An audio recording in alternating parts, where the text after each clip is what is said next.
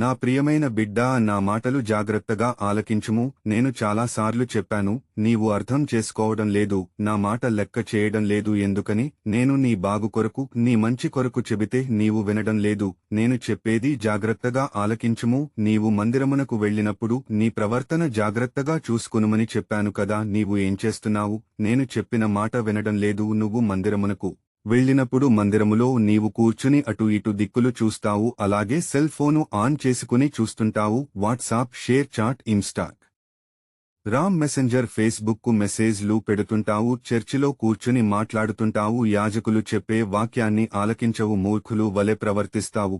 ఇదేనా నేను నేర్పిన అలవాట్లు? ఏది మంచో ఏది చెడో నీకు తెలియదా? మందిరమునకు వచ్చినప్పుడు లోపలికి వెళ్లకముందు సెల్ ఫోను స్విచ్ ఆఫ్ చేసుకుని మందిరములో కూర్చుని యాజకులు చెప్పే వాక్యాన్ని ఆలకించాలి. దిక్కులు చూడకూడదు. దేవాలయములో మాట్లాడకూడదు. మందిరములో ప్రార్థన అయ్యేంతవరకు నీ నడవడిక, నీ ప్రవర్తన జాగ్రత్త చూచుకునుము. బుద్ధిహీనులు వలె ఉండవద్దు.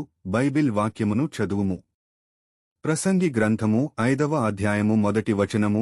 నీవు దేవుని మందిరమునకు పోవునప్పుడు నీ ప్రవర్తన జాగ్రత్తగా చూసుకోనుము. బుద్ధిహీనులు అర్పించినట్లుగా బలి అర్పించుట కంటే సమీపించి ఆలకించుట శ్రేష్టము. వారు తెలియకే దుర్మార్గపు పనులు చేయుదురు. ఆదివారము మందిరమునకు వెళ్లకుండా ఉండకూడదు. వ్యాపారమునకు గాని, చుట్టాలింటికి గాని, బంధువులు ఇంటికి గాని, ప్రయాణము గాని, పని పాట్లకు గాని వెళ్లకూడదు. భర్తగాని, భార్యగాని, కుమారుడుగాని, కుమార్తెగాని, దాసిగాని, దాసుడుగాని ఏ పని చేయకూడదు. 6 రోజులు పని చేసుకునుము, డ్యూటీ చేసుకునుము, ఓటి చేసుకునుము, ఓటి మీద ఓటి చేసుకునుము. 7వ రోజు మాత్రము పరిశుద్ధమైన దినముగా, ఆదివారము ఆరాధన రోజుగా నీవు దేవుని మందిరమునకు దేవుని ఆరాధించుటకు వెళ్లవలెను. అప్పుడు నీ కుటుంబము, నీవు నీ బిడ్డలు ఆశీర్వాదకరముగా 30దంతలుగా 60దంతలుగా 100ంతలుగా వర్ధిల్లుదురు. నా ఆజ్ఞలు పాటించి దేవుని చిత్త ప్రకారంగా జీవిస్తే నేను నిన్ను బహుగా దీవించి ఆశీర్వదిస్తాను. ఆమెన్.